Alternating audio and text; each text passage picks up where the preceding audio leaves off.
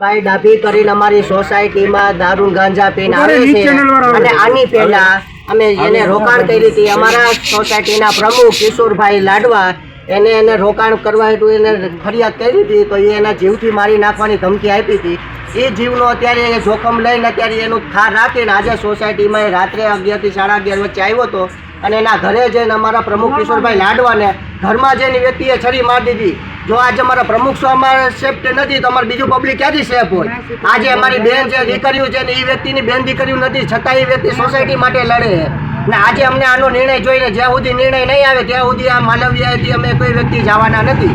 બહારથી આવી ને હજી સૂતી ત્યાં તો લાડવાભાઈ રાડ નાખીને તે ફેર અમે બહાર નીકળ્યા ને ત્યાં તો ઓલો ઢળતો સીડીએથી નીચે વયો ગયો ને બીજો જણો અહીંયા ઊભો હશે તો એને બહુ 2 લાકડીના ઘા કર્યા. ઓલી પોતું હોય ને એ લોખંડની લાકડી હતી, 2 કટકા થઈ ગયા.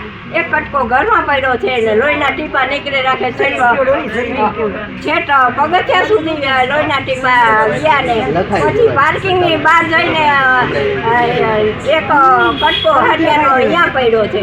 આવી રીતે મેં કરે કાલ સવારે આજે એની ઘરે છું, કાલ સવારે બધાની ઘરે થાય. આવા તત્વોને અહીંયા કરવાની મનાઈ કરી.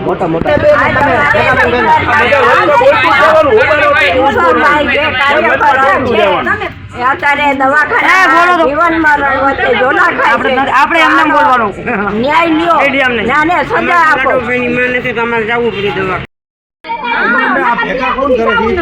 કોઈ આવીને હોય છે રામ રાજ્ય થઈ જાય એમ તો આવતા નહીં હોય એમ તો આવતા એનો લાભ લઈ જાય ખબર છે એનો આવતા ન હોય એનો લાભ લઈ જાય કોઈ નથી બોલવાનું બધે માહિતી